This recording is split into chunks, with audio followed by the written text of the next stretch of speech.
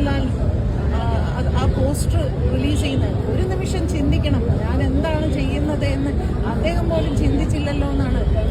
അവന് വേണ്ടിയും ഞാൻ പ്രാർത്ഥിക്കുന്നു, അവർക്ക് വേണ്ടിയും പ്രാർത്ഥിക്കുന്നു എന്ന് പറഞ്ഞതും നമ്മൾ കേട്ടു. പിന്നെ മോഹൻലാൽ എന്താ ചെയ്യേണ്ടത്? അതായത് പുള്ളിക്കാരൻ്റെ കൂടെ അഭിനയിച്ച ഒരു ആക്ടറിന് വേണ്ടിയിട്ട്, അതായത് ഇതേപോലെ ക്രൈം കമ്മിറ്റ് ചെയ്തിട്ടുണ്ടാവില്ലേ എന്ന് പുള്ളിക്കാരൻ പ്രാർത്ഥിച്ചു. അതേപോലെ വിക്ടിമിന് പുള്ളിക്കാരി ഇതിരെ ചെയ്ത ഈ ക്രിമിനൽസിനോട് ജസ്റ്റിസ് കിട്ടണമെന്ന് പുള്ളി പ്രാർത്ഥിക്കുന്നു.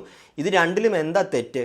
അതായത് ഒരു സൈഡിൽ പുള്ളിക്കാരൻ പറയുന്നുണ്ട്, അതായത് മറ്റേ വിക്ടിമിന് വേണ്ടി പ്രാർത്ഥിക്കുന്നുണ്ട്, മറ്റേ ആൾ എൻ്റെ കൂടെ അഭിനയിച്ച ആളാണ്, അയാൾ ഈ ക്രൈം കമ്മിറ്റ് ചെയ്തിട്ടുണ്ടാവല്ലേ എന്ന് പ്രാർത്ഥിക്കുന്നു. അതിലിപ്പോൾ എന്താ തെറ്റ്? അതായത് എനിക്ക്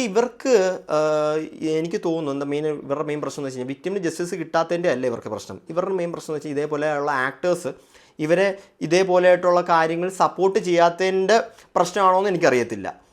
അതായത് ദിലീപ് ഇന്നസെൻ്റ് ആണെന്ന് പറഞ്ഞത്, അതായത് ദിലീപിനെ വെറുതെ വിട്ടത് ഗവൺമെൻറ്റാണ്, അല്ലാണ്ട് വേറെ ഈ മോഹൻലാലോ മമ്മൂക്കയോ അങ്ങനെ അവരാരും അല്ല ദിലീപ് നിരപരാധിയാണെന്ന് പറഞ്ഞ് വിട്ടത്.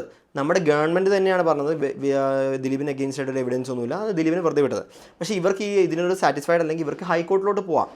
അതിന് ലീഗലായിട്ട് ഇവർ ഫോർവേഡ് ചെയ്യുക, ഇതേപോലെ പബ്ലിക് സ്റ്റണ്ട് കാണിക്കാണ്ട് ലീഗലായിട്ട് ഫോർവേഡ് ചെയ്യുക. പിന്നെ വേറെ നമ്മുടെ KSRTCയിൽ ഇപ്പോൾ നടന്ന സ്റ്റണ്ട്, അതായത് ദിലീപിൻ്റെ മൂവീസ് കാണിക്കാൻ പറ്റത്തില്ലാണ്.